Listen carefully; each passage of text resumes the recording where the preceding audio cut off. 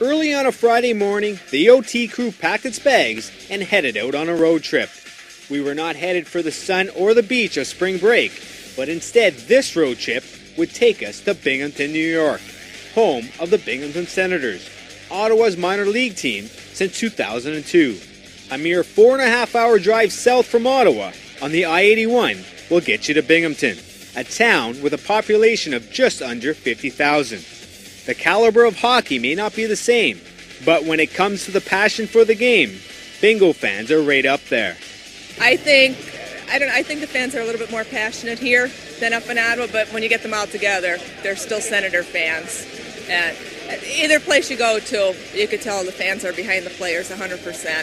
It's not a sellout every night, but there's still 4,000 people here, and a lot of people love hockey. There's a lot of tradition here going back at least 20-something years with the Dusters, and so I think it means a lot to have a club in Binghamton.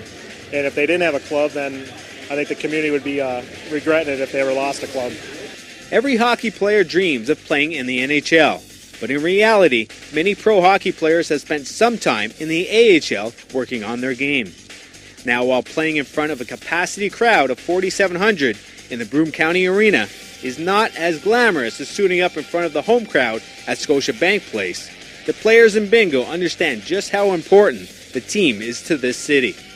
You know what, it's a great city to play hockey, and the fans are always behind us. Even I remember 2 years ago we didn't make the playoff, but they always stick with us. And this year we got a better team, and so far we're right there making the playoff. And if you see the crowd is always behind us, they always support us, they're always loud, and it's great, and they're really great fans.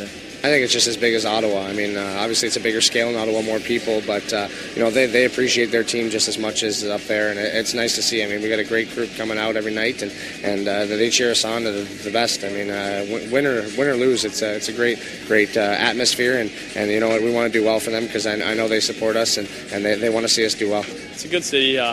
Fans here are great. They pack the place usually, and even when they don't, they just put a great atmosphere in the building, and it's just a blast to play here. It's one of the main attractions. We got a lot of fans, and they're really dedicated. We got a great booster club, and I think they've been around for a while through all the different teams that have come through here, and they're big Ottawa fans as well. So it's good to see that the whole organization is supported, and we always get great support here.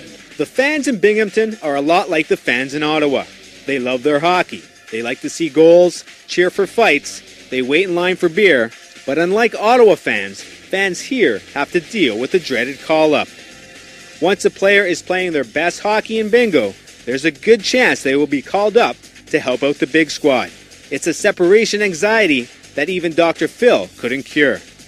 Well, you get that little depressive state, over 5-minute depression, but then, when they get called up, it's great because it's more time for them on the ice, and then it's more improvement for them.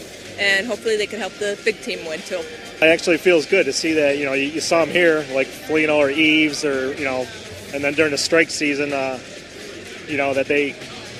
all those guys came down. Chris Neal came down, and then now you see them up at the big club now, so it's pretty cool. For the fans, seeing their favorite player called up to play in the NHL can be frustrating. But for Binghamton's rookie head coach Corey Clouston, a call-up normally means reworking the entire lineup. There's a lot of variables that you're not in control of, and one of them is obviously you're trying to, coach with the injuries that you have on your team, but then all of a sudden somebody gets injured up in the big club, and that really affects you as well. So, really, what you need is a group of guys that are kind of adaptable and can play different positions and are willing to kind of accept certain roles, and then all of a sudden that role may change depending on your lineup from any night or on any given night. So. Right now we've got a group of guys that we're dressing 9 rookies every night right now because of some injuries, and the guys are really starting to come around. Minor league hockey has come a long way since the Charlestown Chiefs. Hockey in the AHL is fast and hard-hitting. It's far from a goon league. Although we did get to watch a spirited post-game fight while we were there. But next week we'll take a closer look at the differences between the AHL and the NHL. From Molson Senators Overtime, I'm Dave Davies.